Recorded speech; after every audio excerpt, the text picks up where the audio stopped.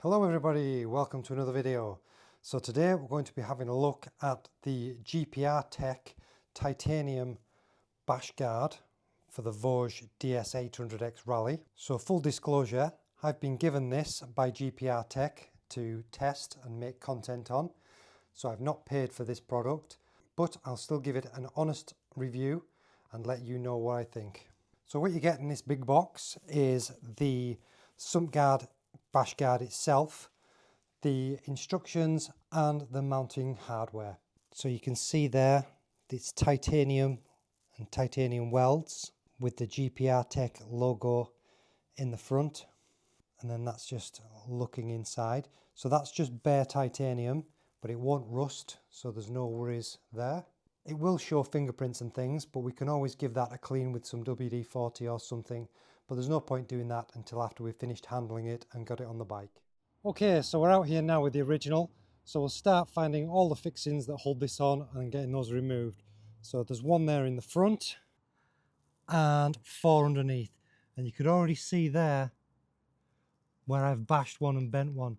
So let's hope that's done no damage to the fixing. Just so we can do a before and after comparison of the protection, this is the original sump guard or bash guard and what it protects.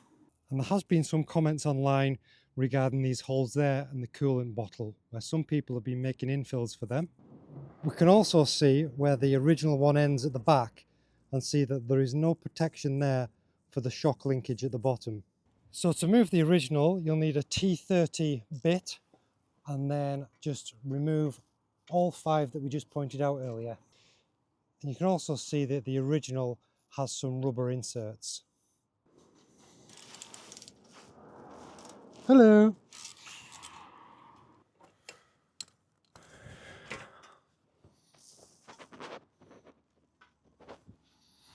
So I've only been off-roading with this bike once, but as you can see from this original bash plate, there is some dints in there from rock strikes on the bottom.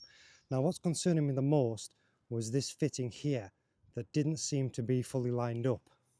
And if we come round here and have a look at the fixings on the bike, you can see that that one is really bent in. So I might have to straighten that out somehow before fitting the new plate. So we now have the original removed from the bike and on the kitchen scales, and we can see that it weighs 1.517 kilograms, and that is with the fixings included. So again, let's compare that to the new titanium one, and it's coming up there at 2.123. So that's 2.1 for the new one and 1.5 for the old one. So you can see that the new one is actually 600 grams more. So before we fit the new one, we're going to have to try and tackle this. I haven't got any heat to heat it up with, but as it's steel, I'm hoping that we can just manipulate it and just bend it back down flat with these mole grips. It is a bit of a concern, and I'm even wondering whether or not that was like that from factory, to be honest, because I don't think that's taken a hit.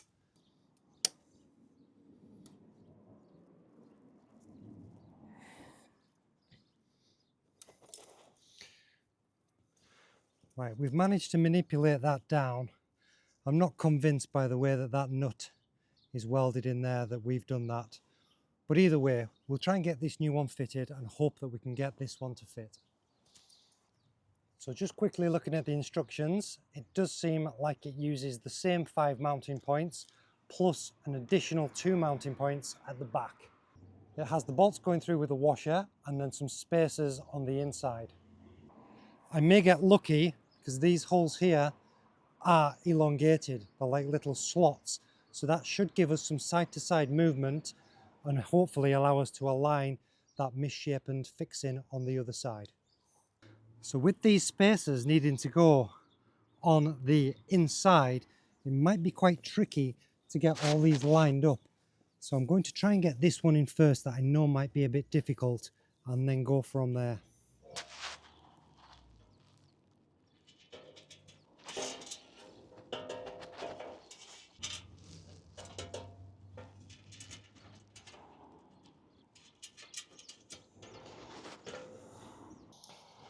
Well, so far so good. There is a bit of a gap to be able to get these spacers in under there like that. Now I'm just going to get them all in loosely first before I try and tackle tightening anything up. See, now that's already causing me problems because I can't reach it. I'm going to do this one left-handed for you so you can see.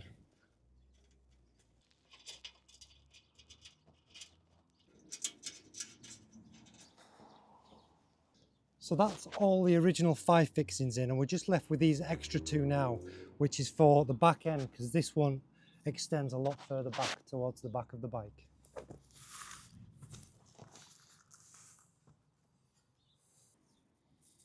So that's all the fixings in now, just loosely, and you can see that that one is still not quite straight, but with enough play I'm hoping it will tighten up.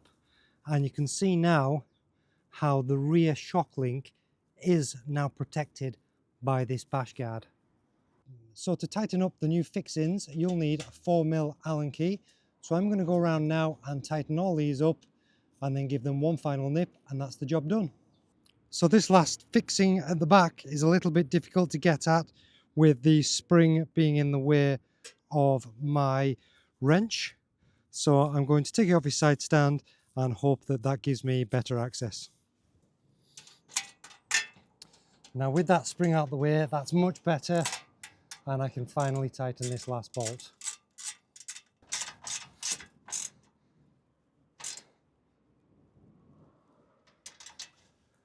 So that's the plate installed now, and we can see underneath that extra protection for the rear link. You may lose a little bit of ground clearance, so we'll see how that is affected on the trail. But that's the underside, nice and flat, with just those button cap heads showing just a tiny amount. And we can also now see on the front that coolant bottle is completely covered, so no risk of anything going through any holes and puncturing that. Right, I'm going to give this a clean up now, but as ever, thanks very much for watching this video, and I will see you in the next one. Cheers now, bye bye.